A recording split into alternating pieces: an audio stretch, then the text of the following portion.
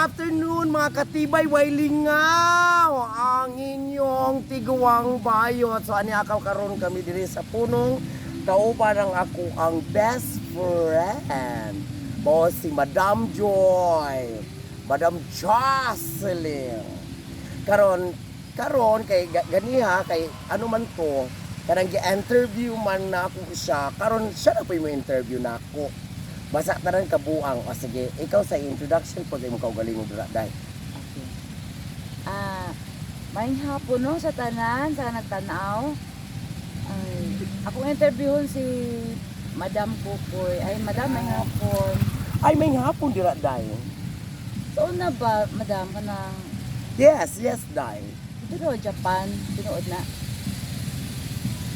Tinuod. Okay. Ingon sa istorya. Basta akong kantahon. Nakaabot ka diri, nakabalik ka. Na gitaon na ko dilat. Susunta dai no kasalamat siguro kung ako'y bilat dai. Dili na unta ni mo. Dili na unta ni kada magharag ning ako ang kining panghaw sa kalibutan. Tinuod na siya dai. Tung una mga 1994 gikan ko kining nagtrabaho ko sa Japan. Unya syempre kay dapat pa ang ako adi gagwapa man kay ko tong una dai. Mura jud ko babayi dai di ba dai no.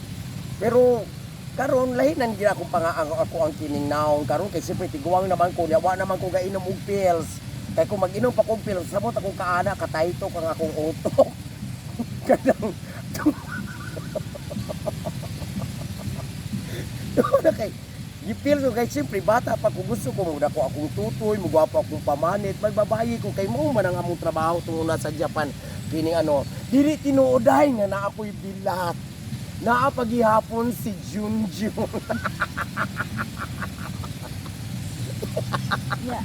Napaghilain ba? Oo, Ano nagbayot man ka? day may kay amiga ta day no, di ti ka mapatay day. Kung di pala ti ka amiga, gidiyar ta kang gitagta, di labay ang punong day. Kada pangutada ni mo na bayot ko day. Di ba gina namo kining sa day, uy wa man gyud ni namo gituyo day.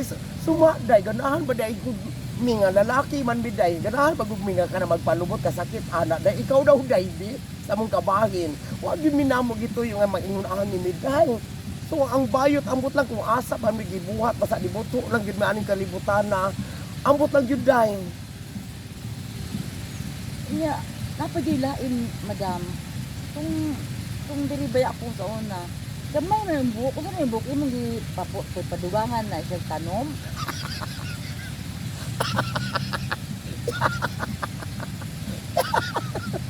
Yawa magkaday oy. Di ba gani ay day. Bito no hapit na.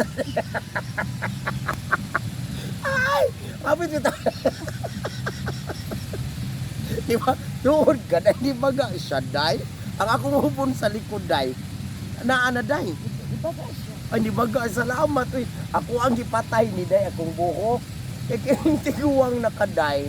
Kung buhi kag buhok niya, lumoy na imong buhok. Pag singot ni mo, ana mo, pilit ba na sa panit sa ako ang kining anit sa kining, sa bagol-bagol mo nang ako ang gipatay kay para mo na siya mulabong.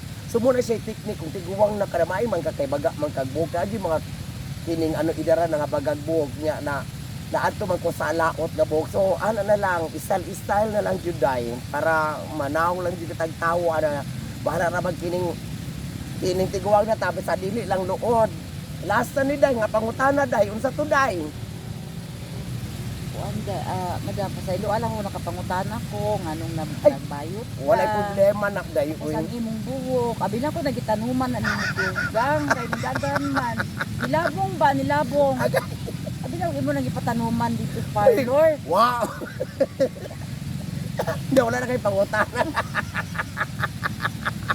Ay,